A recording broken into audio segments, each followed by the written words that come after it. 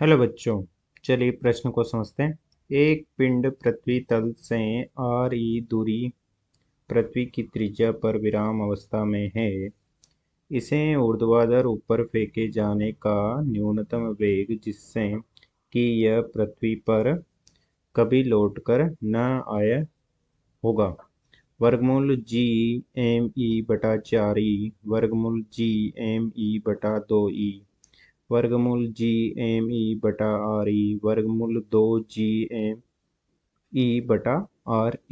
हमें बताना है कि वह न्यूनतम वेग क्या होगा जिससे वह लौटकर पुनः कभी वापस नहीं आए। मुख्य अवधारणा में हम देख सकते हैं कि पृथ्वी के तल इस प्रकार से पृथ्वी है जिसका द्रव्यमान ME है तथा इसकी त्रिज्या RE है।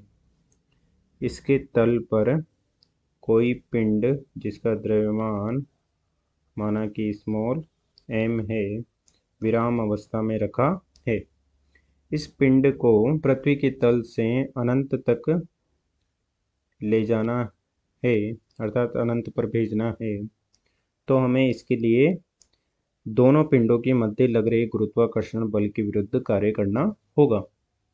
तो इसके लिए हमें ऊर्जा की आवश्यकता होगी, कार्य करना होगा, और वो कार्य ही उसके लिए आवश्यक ऊर्जा होगा। तो इन दोनों के मध्य लग रहा बल को हम इस प्रकार से लिख सकते हैं, बराबर होगा GME/x², जहाँ x पृथ्वी के तल पर RE होगा तथा जैसे जैसे दूरी बढ़ती जाएगी x का मान परिवर्तित होता जाएगा, इसलिए हमने चर के रूप में x का मान लिखा है। और इसके किया गया कार्य W हो जाएगा बल F गुणा dx, जो कि पृथ्वी के पृष्ठ से RE से अनंत तक ले जाने में किया गया कार्य है, और ये कार्य ही आवश्यक ऊर्जा होगी। और इसे हम लिख सकते हैं RE से अनंत तक, जो कि हो जाएगा GMEM/x² गुणा dx। इसे हम हल कर लेंगे तो ये हो जाएगी आवश्यक ऊर्जा बराबर हो जाएगा GMEM, जो कि नियत है तो बाहर निकाल देंगे हम, और ये हो जाएगा RE से अनंत तक 1/x² dx। 1/x² का समाकलन हो जाएगा -1/x, और ये हो जाएगा RE से अनंत तक, और GMEM बाहर है, मान रख देंगे इसमें, तो ये हो जाएगा GMEM 1/अनंत -1/RE, तो ये हो जाएगा GMEM/RE। हमें इतनी ऊर्जा की आवश्यकता होगी।